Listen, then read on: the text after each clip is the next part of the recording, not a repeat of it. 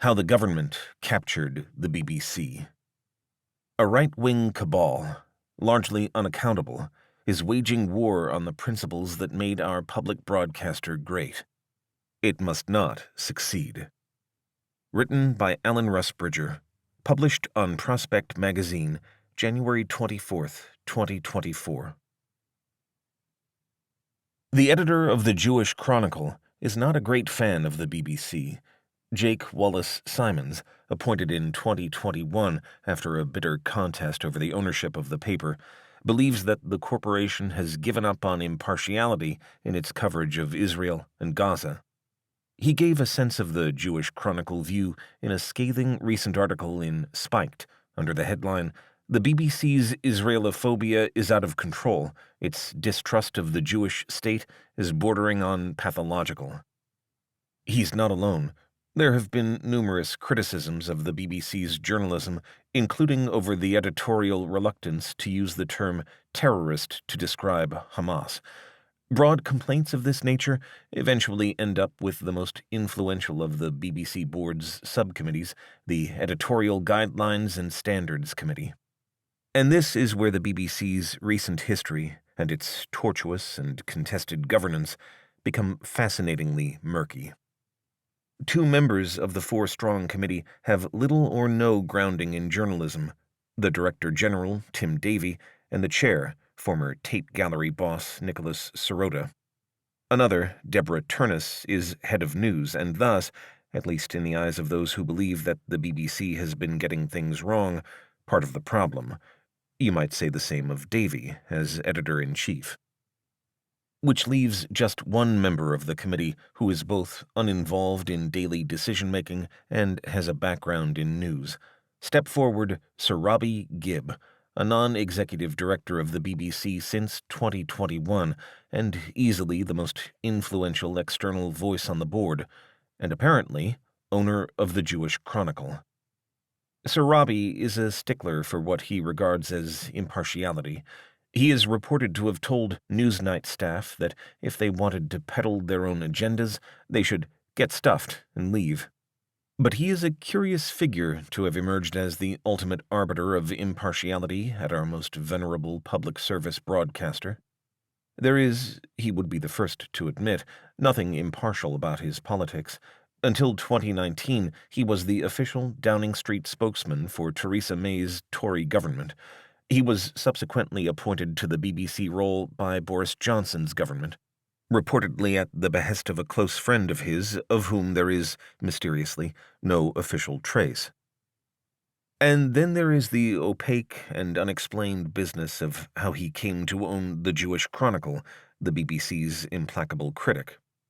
According to Companies House, Sir Robbie has, since April 2020, been the sole owner and director of the Jewish Chronicle, the same organ whose long campaign for a parliamentary inquiry into the BBC's coverage of Jews and Israel ended in victory in late 2022. The rival Jewish News questioned the legitimacy of the inquiry, which never produced a report, quoting legal experts, expressing fears it is part of a long-running politicized campaign to pit the Jewish community against the BBC. The ultimate financial backing for the newspaper, which Gibb apparently owns and fronts, is a closely guarded secret.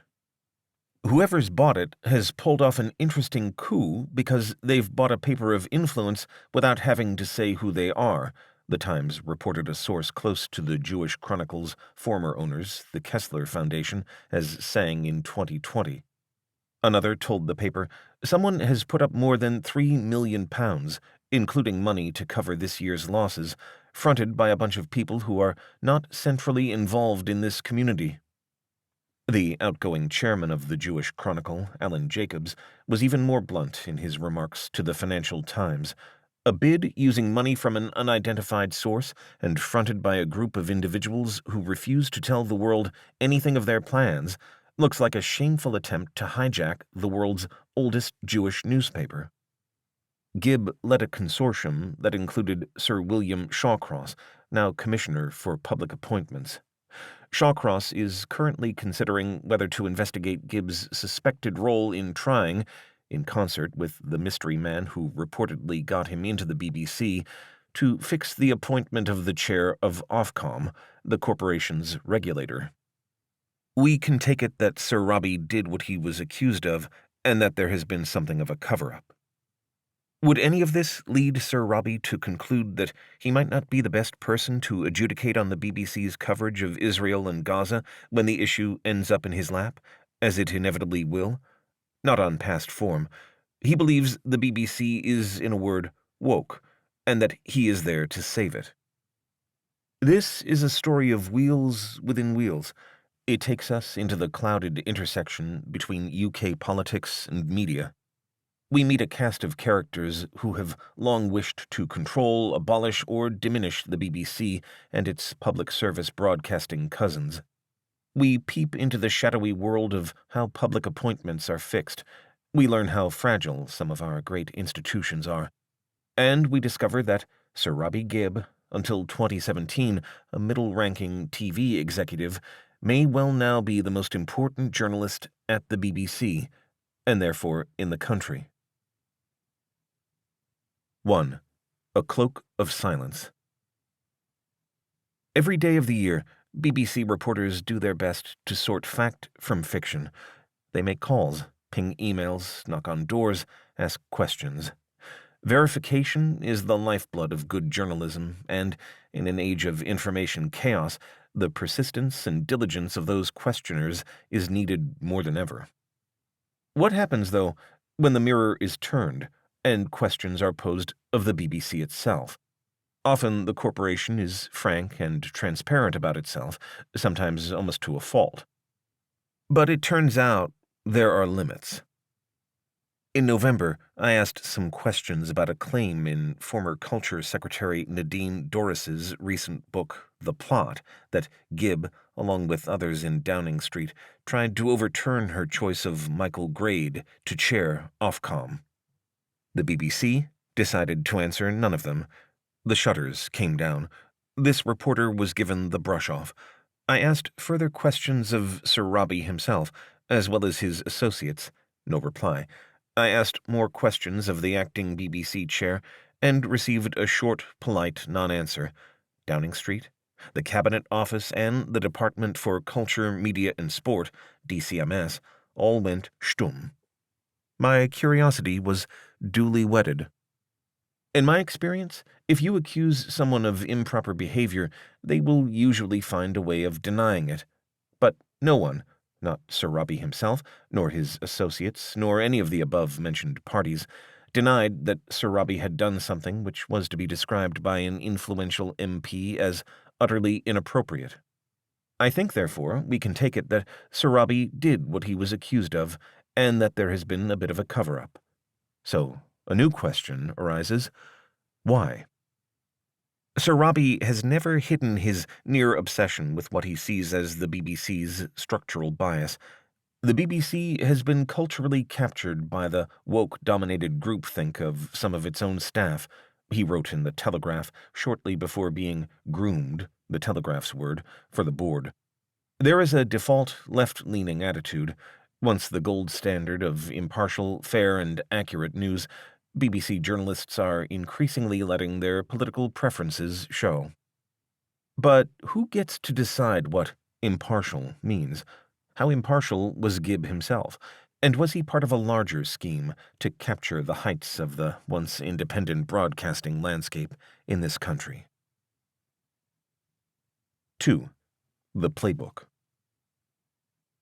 Back in 2004, an obscure blog published by a short-lived free-market think tank, the New Frontiers Foundation, called for a campaign to target the BBC and advocated for the creation of a rival to it. A post argued, there are 3 structural things that the right needs to happen in terms of communications. 1. The undermining of the BBC's credibility. 2. The creation of a Fox News equivalent, talk radio shows, bloggers, etc., to shift the center of gravity. 3. The end of the ban on TV political advertising. The think tank was run by one Dominic Cummings, and this blog also branded the BBC the mortal enemy of the Conservative Party. Within 15 years, Cummings was installed in Downing Street as the chief advisor to the new Prime Minister, Boris Johnson, and there was a sudden rush by journalists and academics to read their way through his gargantuan back catalogue.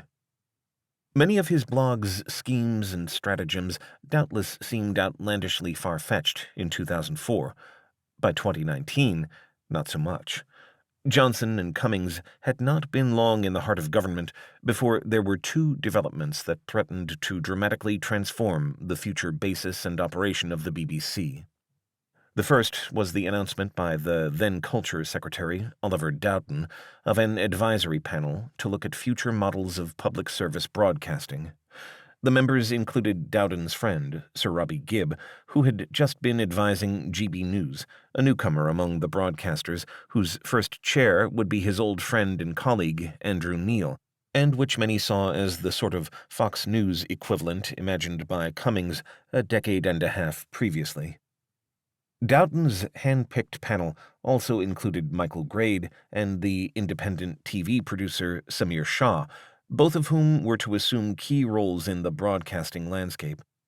No minutes of this panel were ever published, and the DCMS refused repeated Freedom of Information requests to release them.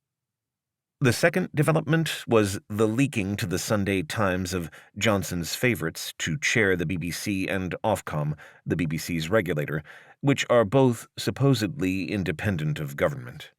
Johnson wanted the roles to go to ex-Fleet Street colleagues who in the past had expressed fervent criticism of the BBC. In his dreams, former Telegraph editor Charles Moore, once fined for refusing to pay the license fee, was to run the BBC, and former Daily Mail editor Paul Dacre would, as chair of Ofcom, regulate him and it. Dacre has never hidden his vehement loathing of what he perceives to be the BBC's politics. What really disturbs me is that the BBC is, in every corpuscle of its corporate body, against the values of conservatism with a small c, which, I would argue, just happen to be the values held by millions of Britons, he said in a 2007 lecture. Thus, it exercises a kind of cultural Marxism in which it tries to undermine that conservative society by turning all its values on their heads. In the end, Moore withdrew and Dacre was deemed unappointable, but the very act of announcing the names of the preferred candidates had the effect, doubtless intentional, of deterring other, better qualified candidates. A total of 9 applicants thought it was worth going for the coveted Ofcom role once Downing Street had semaphored its choice. Richard Sharp, who had donated £400,000 to the Conservative Party and who was linked to an £800,000 loan to Johnson, was picked for, and later ejected from, the BBC. The task of finding a suitable candidate for Ofcom took 2 years, a process described by MPs as broken and a shambles. But the naming of Dacre and Moore signaled a new kind of intent by Johnson, and were, in Cummings's phrase, designed to shift the center of gravity. Britain has, overwhelmingly, a right-of-center national print media. It was frustrating to this new breed of conservative politician that the broadcast media, strictly and independently regulated by Ofcom for due impartiality, was more neutral. No wonder the Cummings set regarded it as the mortal enemy. In fact, year after year, Ofcom gave the BBC a broadly clean bill of health on impartiality, which was doubly infuriating and suggested to some that the regulator itself had been infected by the same cultural Marxism. A new battleground opened up on the right to discredit the BBC and portray it as left-wing. And who better to redefine what impartiality truly meant than two of the most polemical editors of their generation? Dacre and Moore had many virtues as highly partisan Fleet Street editors, but neither had so much as a day's experience of operating to the kind of rules by which the BBC operated and which Ofcom was there to enforce. They, like Gibb, would doubtless insist they would leave their politics at the door, something those to the left of them are deemed unable to do. In any case, the very concept of impartiality was about to be weaponized. 3. The Fixer. In or around number 10, it is unclear where he physically operates, the person charged with shoehorning the right candidates into key positions in public life is a mysterious Tory party fixer named Dougie Smith, a close ally of Dominic Cummings, Oliver Dowden, and Sir Robbie. Gibb and Smith's friendship dated back to their prominent roles in the notorious Federation of Conservative Students, eventually closed down by Norman Tebbit in 1986 after it became a rowdy and factional melting pot of wacky libertarian schemes and japes. Smith had enjoyed an unusual period from the late 1990s as one of the founders of Fever, a sex party business that hosted lavish orgies at plush central London homes for carefully selected under-40 couples and single women. But this did not hinder his seemingly invisible rise to power. A Sunday Times profile described Smith and his wife, Munira Mirza, then the director of the No. 10 Policy Unit and one of Johnson's closest aides since his days as London mayor, as the power couple behind the war on woke. The 2021 profile, by Tim Shipman, who is unusually well-informed on Conservative Party machinations, added, Smith believes previous Tory governments were negligent in failing to get more conservatives into key posts.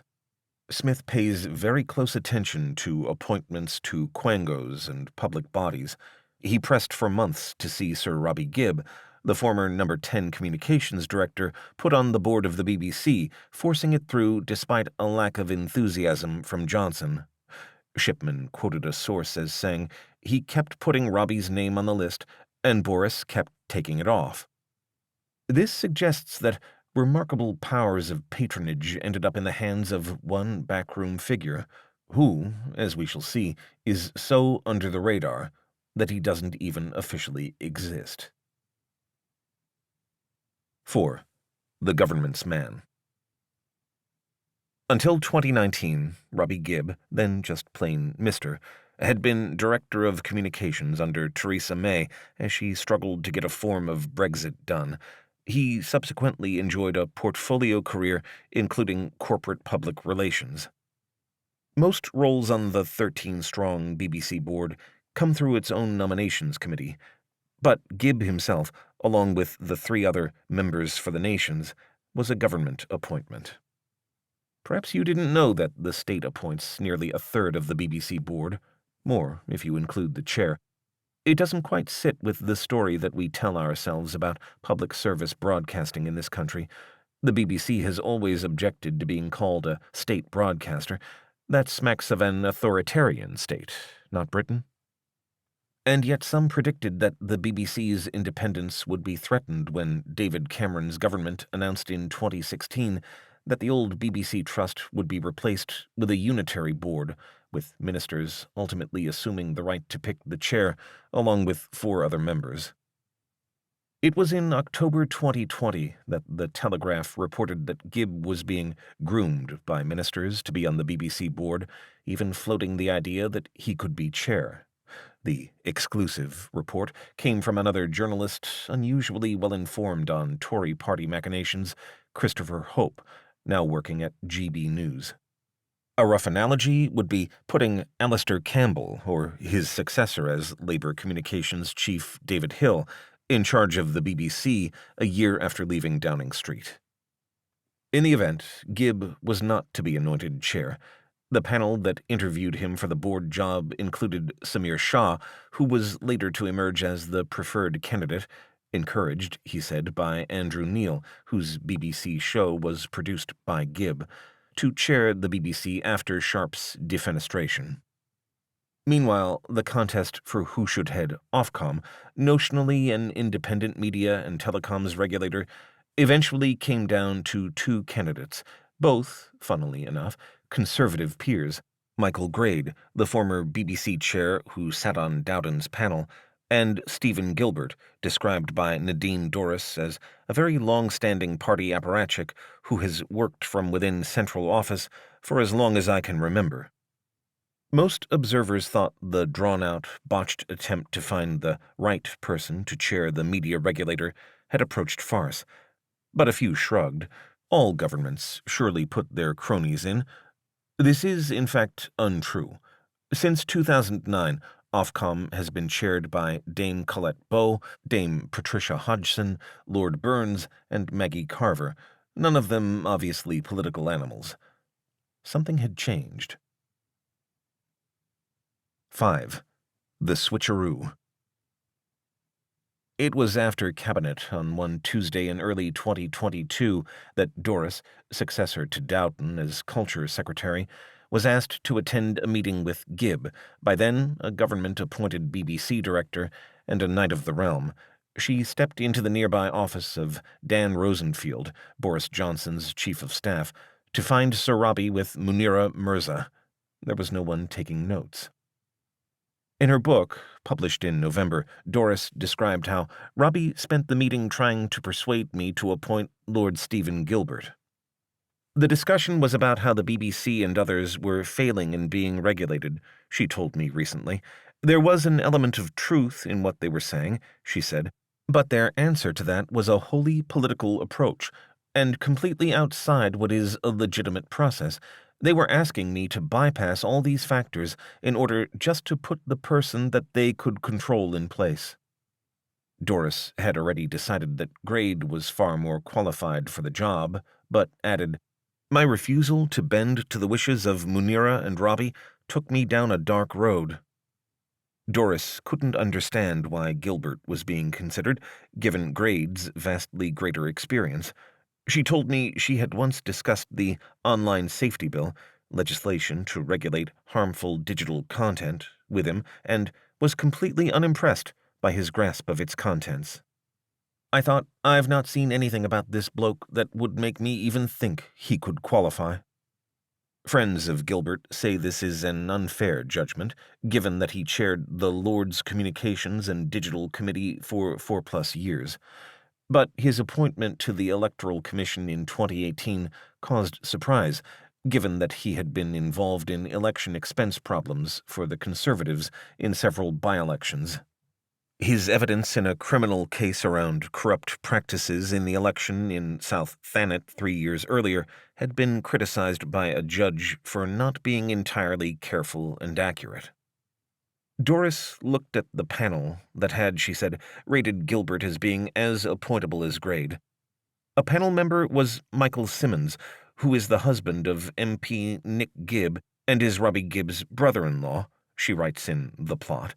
Another was a lobbyist called Michael Prescott, described by the Financial Times as a friend of Robbie Gibb. Oliver Doughton had been the Secretary of State at the time, who had agreed to the panel, and was also a close friend of Dougie Smith. The chair was Sue Gray, then a senior civil servant, who was yet to chair her COVID investigation. Doris claimed that she received follow-up phone calls from both Mirza and Smith, again trying to get her to recommend Gilbert for the chair. She considered the latter call to be intimidating, bullying even. She described it to me as a big rant about the BBC. Once again, she refused to change her mind and recommended Grade to the Prime Minister. But at the last minute, a Downing Street mole alerted her to the fact that her advice had been switched overnight to recommend Gilbert. She rang Johnson to warn him of what had happened. In the back of my mind, I was thinking, what's the point of the Secretary of State working as hard as you are if some invisible person at number 10 just does your job for you and changes your advice note? Grade, then 79, got the job, more than 2 years after his predecessor, Lord Burns, had stepped down. It had, on any view, been a chaotic process. In November 2023, I requested that the Commissioner for Public Appointments, William Shawcross, take a look at the allegation that there had been an attempt to fix the appointment, foiled only because of a whistleblower within Downing Street.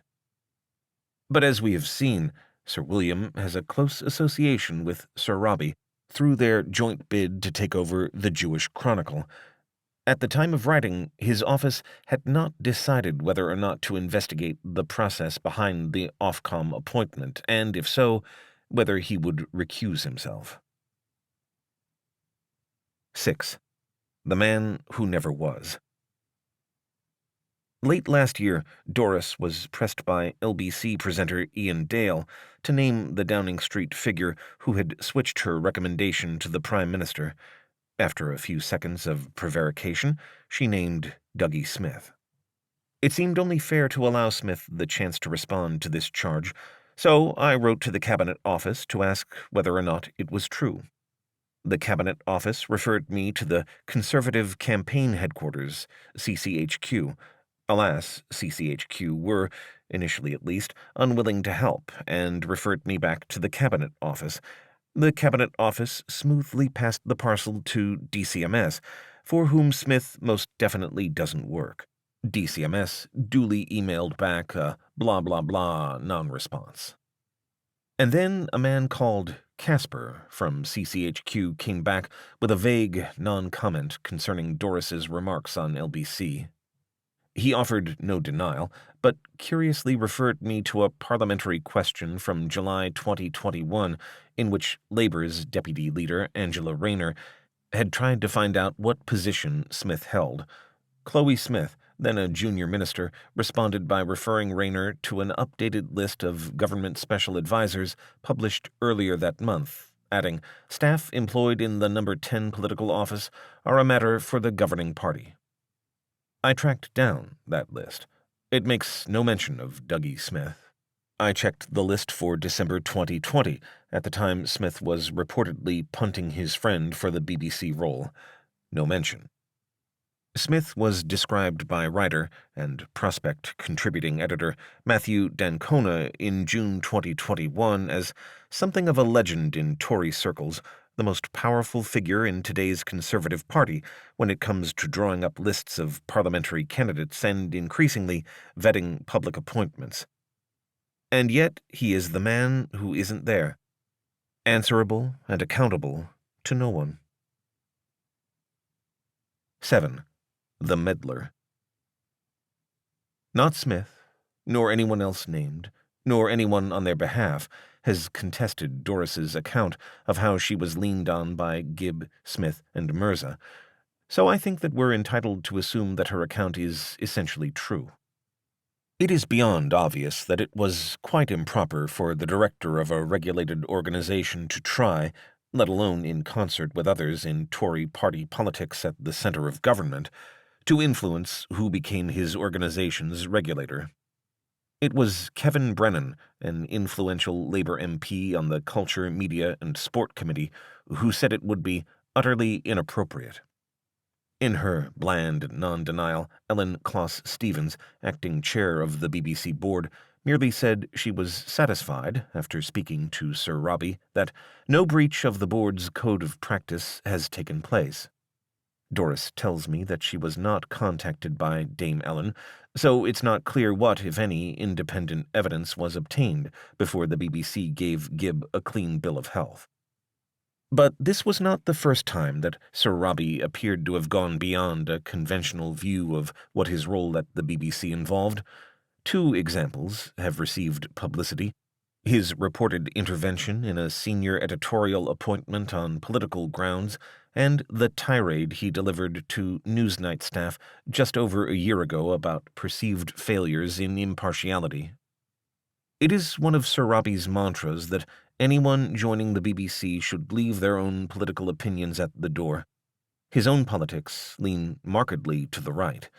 In a talk to the Taxpayers Alliance in March 2020, Gibb described himself as a long-standing conservative. "I'm not a Chris Patten apologist-type conservative. I'm a proper Thatcherite conservative." He is, according to the Telegraph, a lifelong Brexiteer. In that same talk, Gibb spoke of the moment that he decided he needed to take action to address what he perceived to be the BBC's liberal bias. He was, he said, in his 20s when, on witnessing a reporter on Newsroom Southeast describe NHS reforms as privatization, he had a Damascene moment and decided to join the broadcaster to put the case for impartiality. He added, "I didn't want to moan about my obsession with this issue of bias. I wanted to do something about it." Over an hour, in which he defended a universal levy to fund the corporation, he said the BBC should prioritize impartiality across everything you do, commissioners for drama, commissioning in comedy, and of course across all the news outlets should be thinking the whole time about impartiality. Gibb's own career has zigzagged between journalism and politics. He joined the BBC as a political researcher, but then followed his brother Nick, the Tory MP, into politics, becoming an official at CCHQ. He backed Michael Portillo's failed leadership bid in 2001 before returning to the BBC in a variety of roles in political programming, including the Daily Politics show presented by Andrew Neil, the chair of The Spectator.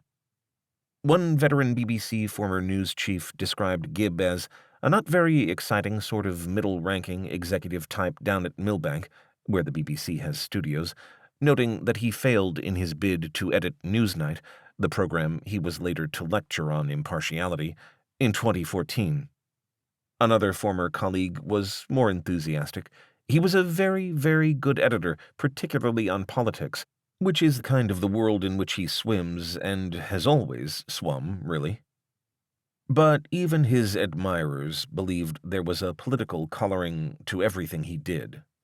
He was operating across two power bases, on the BBC and with the Tory party and the government, said one former close associate. He didn't see there would be a conflict in being engaged in Tory party politics at the same time as being a very senior BBC person, but he was a participant in the other game.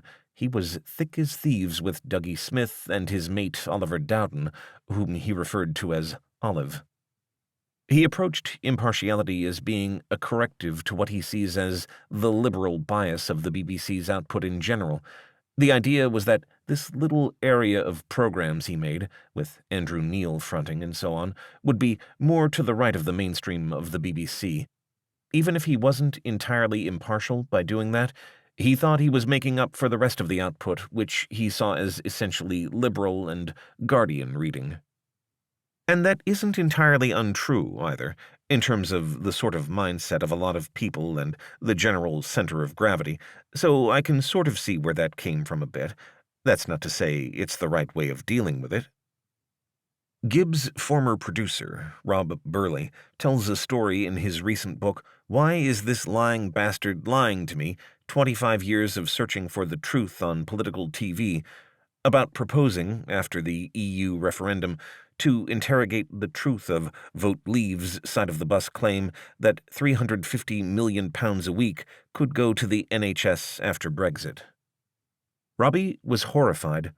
All that was done, he told me. It was time to move on. He thought that anything that looked back at the referendum would look to voters like an attempt to rerun it. It risked giving the impression that the BBC couldn't accept the outcome and wanted to discredit the result. Burley ignored the instruction from his boss. I understood the argument, but didn't see it like that at all. It was part of the Vote Leave strategy to close down any discussion of their own claims and ask everyone to move on. Journalists who refused to comply were then smeared as re-moaners who wouldn't accept the result. I didn't think the BBC should be intimidated. We needed to stand up to the pressure. Holding the Brexiteers to account for their claims was, and remains, completely justifiable journalistically. There, in one anecdote about a decision in Gibb's own department, lies the difficulty of defining impartiality. 8. Don't upset the government.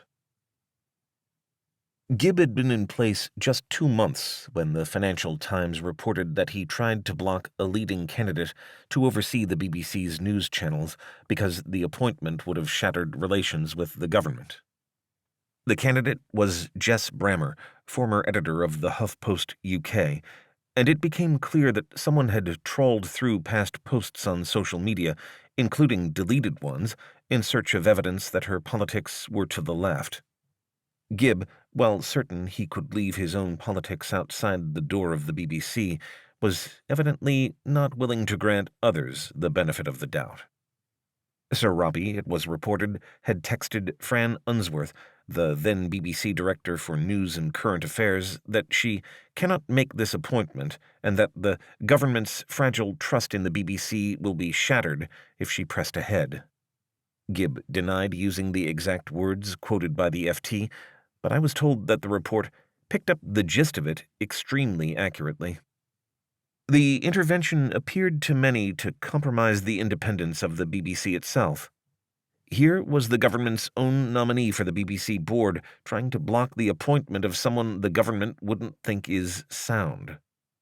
That sort of thing might happen in Poland, where there has recently been a furious battle over politicized broadcasting appointments, but not surely in Britain. Two sources told me that Gibb's hostility to Bremer's appointment went beyond his text to Unsworth. He tried to put around some unpleasant things about her, says one former executive. He was basically just feeding into the BBC machine incredibly negative stuff about her. I was quite surprised, because that was definitely the most interventionist behavior I'd seen by a member of the board.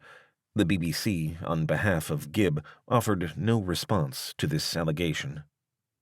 Bremer was eventually appointed, but the episode left senior executives uneasy.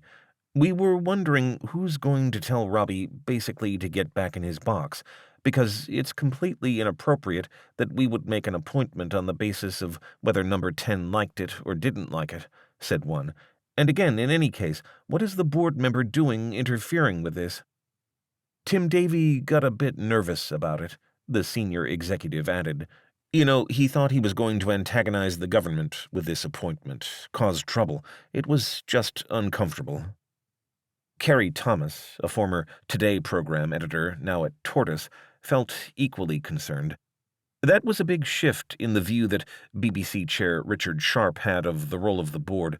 It seemed he did not see a problem with the way that Robbie had behaved. A previous board would have definitely seen the problem with that. The blurring of lines between the executive and the board at that point I had never seen before. But there was another problem. Under Sharp, the composition of the BBC board changed to include only 2 news journalists, one of them internal, the head of news, Fran Unsworth, followed by Deborah Turnus. Neither Sharp nor Davey had any substantive journalistic experience in news. That, in the view of some, has meant that Gibb has acquired outsized influence as the only external editorial voice with serious news experience. How he exercises that influence is causing increasing concern within the BBC.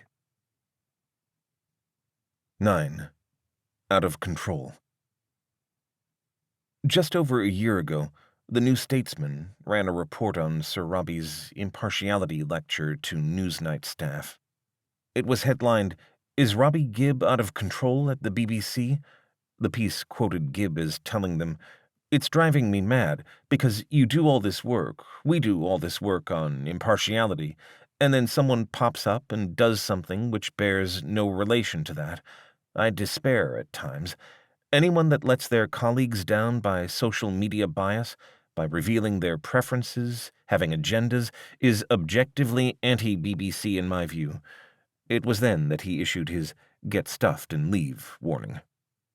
Newsnight staff can point to a time when Gibb's own use of social media appeared to betray his own politics, when he liked a tweet from a Tory MP, Andrew Bowie, roundly attacking the SNP. Sharp claimed Gibb had accidentally liked the tweet. Gibb also appeared willing to defend his old colleague Andrew Neil from the charge that he let his politics show on social media, telling an audience, "Look, I mean, Andrew is a phenomenon, and he's a phenomenon on air and on Twitter." Gibb's defenders say that he was invited to talk to Newsnight staff by the program's editor, but according to BBC insiders, Gibb's impartiality agenda extends well beyond Newsnight and has taken on an activist tinge. He would intervene at specific story level from time to time, says someone who has worked at a senior level in news. "And I think that is problematic," Because I think the role of the board is to oversee the work of the executive and to challenge the executive. He would often spot stories on the BBC News website, for example, which were, in his mind, indicative of a general kind of woke drift. Sometimes he would ask about why they'd been published, and also why other stories hadn't been published. I think it goes to the heart of the whole issue about how the BBC touches the government enough to have a relationship with it, while remaining independent enough to do its job properly. The combination of having Robbie and Richard was two very strong, very opinionated, very action-based individuals who took full advantage of their powers, if you like. This person, who, like most insiders, wished to remain anonymous, added, I think if you're going to have government appointees, they need to be not so directly partisan, especially if you've been a Downing Street communications director. This was a Dominic Cummings-era nomination, and it was very much like, we're going to come in and sort you guys out, the gloves are off, type of thing. Another influential figure at the BBC agrees. I think the problem is he's one of the main editorial voices around the Director General. He's close to the power base, which may explain their reluctance to answer your questions about Nadine Dorris's claims really properly. I don't think Tim Davie really knows anything about journalism. He's not a journalist, so I think that was the point of Maximum Robbie. He became really influential at that point. Says Carrie Thomas, it would matter less if he was one of 6 people with journalistic experience on that board. The combination of the government link and the nature of the board probably gives him that outsized influence. Another former senior executive with direct knowledge of the pressure on the BBC news operation told me, you had these 2 people at the top of the board with quite a fixed worldview, and therefore they asked a bunch of questions from one direction, and I actually genuinely didn't feel that people were asking questions from the other direction, so it was almost a kind of failure of board impartiality, actually. Yet another person who has worked in a senior position says, I think Tim Davie is pretty pusillanimous and heavily influenced by Robbie. The vibe I had was that in Tim's thinking about the news, Robbie was a very big part. 10. Active agent. Standing up to continuous pressure from politicians is part of the job, and some news executives with longer memories recall Sir Robbie's behavior when working as Theresa May's spin doctor. We used to laugh about how many phone calls we've had starting at 6 a.m. from him, one told me, and that's the way they, comms offices, operate. Once you've kind of come up through those programs, you understand that, and you listen politely, but you don't take any notice. Quite a lot of the people at the top of the BBC now haven't come up through that route, and they don't quite know how to deal with it. You wanted to explain to Tim, you do understand that there's a Tory WhatsApp group, and they've got a media monitoring operation, and they pay money to surface all this stuff? It's a game. You shouldn't be falling for it.